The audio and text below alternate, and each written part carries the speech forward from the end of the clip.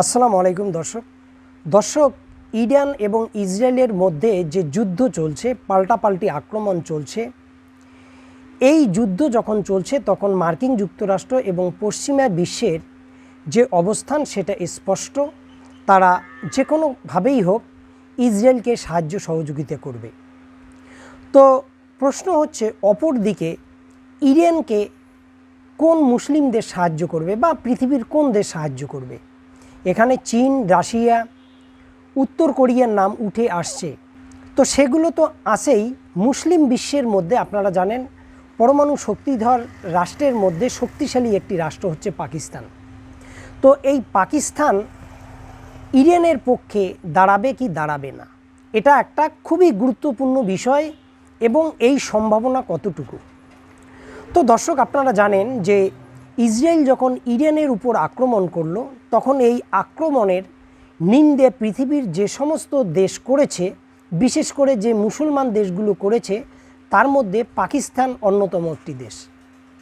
এই আক্রমণকে পাকিস্তান তীব্র ভাষায় নিন্দা জানিয়েছে এবং এটা যে আন্তর্জাতিক আইনের লঙ্ঘন এবং এই বিষয়ে রাষ্ট্রসংঘ যাতে জরুরি সভা ডেকে এই ইসরায়েলি আগ্রাসনের বিরুদ্ধে প্রস্তাব পাশ করে, এই বিষয়েও পাকিস্তানের দায়িত্বশীল মহল থেকে কিন্তু দাবি তোলা হয়েছে এবং বলা হয়েছে যে তারা ইরানের সঙ্গে আছে। তো দর্শক, তারা ইরানের সঙ্গে আছে, কিভাবে থাকবে? আপনারা জানেন ভারত এবং পাকিস্তানের মধ্যে যে যুদ্ধটা হলো কিছুদিন আগে, পাল্টাপাল্টি আক্রমণ হলো, সেই সময় মার্কিন যুক্তরাষ্ট্র কিন্তু অনেকটা পাকিস্তানের পক্ষে অবস্থান নিয়েছিল এবং পাকিস্তানের প্রশংসায় একেবারে ভরিয়ে দিয়েছিল। এই ব্যাপারে ভারত অনেকটা বিরক্ত হলেও ডোনাল্ড ট্রাম্প কিন্তু পাকিস্তানের প্রশংসার থেকে কিন্তু সরে আসেনি। তিনি নাকি পাকিস্তানের কাছ থেকে অনেকটা দায়িত্বশীল আচরণ পেয়েছেন। তো কেন তিনি পাকিস্তানের পক্ষে অবস্থান নিয়েছিলেন, কেন পাকিস্তানের এত প্রশংসা তিনি করেছিলেন? এবং হয়তো আপনারা এর মধ্যে এটাও জেনে থাকবেন যে কয়েকদিন পর মার্কিন যুক্তরাষ্ট্রে তাদের 250তম সেনা দিবসে পাকিস্তানের যে সেনাপ্রধান এবং নতুন করে পদোন্নতি পাওয়া সৈয়দ আসিফ মুনির, যাকে ফিল্ড মার্শাল করা হয়েছে, তাকে আমন্ত্রণ জানা হয়েছে।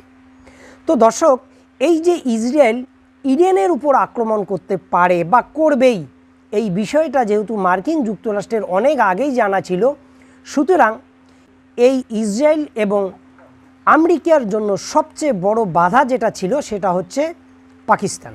সুতরাং পাকিস্তানকে আগে কিভাবে নিজের পক্ষে নেওয়া যায় এবং পাকিস্তানকে কি বলে সন্তুষ্ট করা যায় এবং ইরানের কাছ থেকে দূরে রাখা যায়, এই প্রচেষ্টাটা এখন না, এর আগের থেকেই শুরু হয়েছিল যখন ভারত এবং পাকিস্তানের মধ্যে যুদ্ধ শুরু হয়েছিল। তো দর্শক, এই যে পাকিস্তানের যে অবস্থান, এই অবস্থানটি আসলে কতটা সঠিক?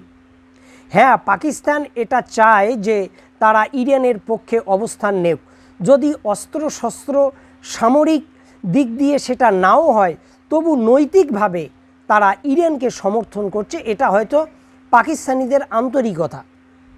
কিন্তু অপরদিকে মার্কিন যুক্তরাষ্ট্রের চাপ এই পাকিস্তানি যে শাসক গোষ্ঠী আছে তাদের উপর কিন্তু প্রবল থাকবে এবং আছেও, যাতে তারা ইরানের দিকে হেলে না পড়ে, এবং এই প্রচেষ্টায় কিন্তু মার্কিন যুক্তরাষ্ট্র চালিয়ে যাচ্ছে।